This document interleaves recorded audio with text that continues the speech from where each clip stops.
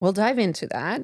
And I did some research. What I thought was interesting is that I find like most people, maybe generally speaking, people that are a little further removed from the deep tech of it, are kind of experiencing this kind of tension, right? Like on the one hand, they want to embrace it, love it, feel like it's getting more human and has really has value. But then on the other side, also feel a bit uncomfortable. So what I read, for example, was 62% of people are more likely to engage with AI when it feels more human.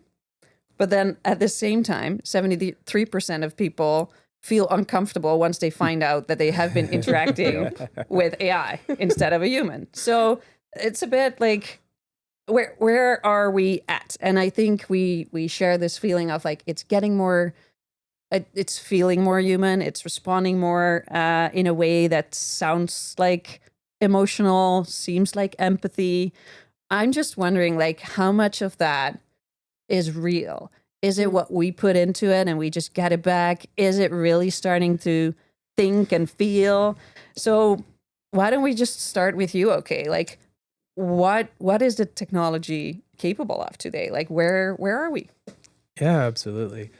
Listen, I think AI today is passing the Turing test in many cases, right? The Turing test is um, this kind of test that was postulated a long time ago by computer scientists that stated that if you could integrate or have a conversation with AI and to a point where you didn't even know you were speaking to AI, Right. then it kind of passes the test and it's like, almost human. And so we're seeing that in some cases. Yep. But in many cases we're also not, right? It's falling into that valley that you don't want to be in. The limitation to AI right now is it doesn't actually feel. It doesn't have the capacity to have emotions, to actually have empathy.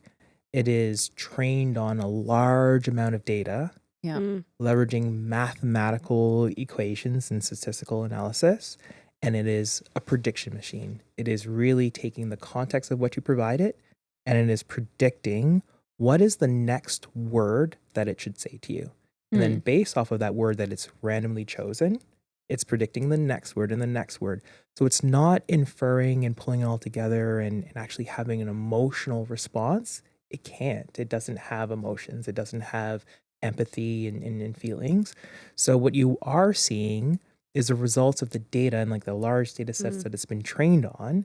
And in those data sets, there's been data where there have been human interactions where people have had conversations with each other. And so it's now mimicking that. And that's Right. what it's really good at. It's really good at regurgitating or mimicking the data that it's been trained on, but not necessarily inferring and bringing its own emotions to the table and having its own feelings about a particular situation.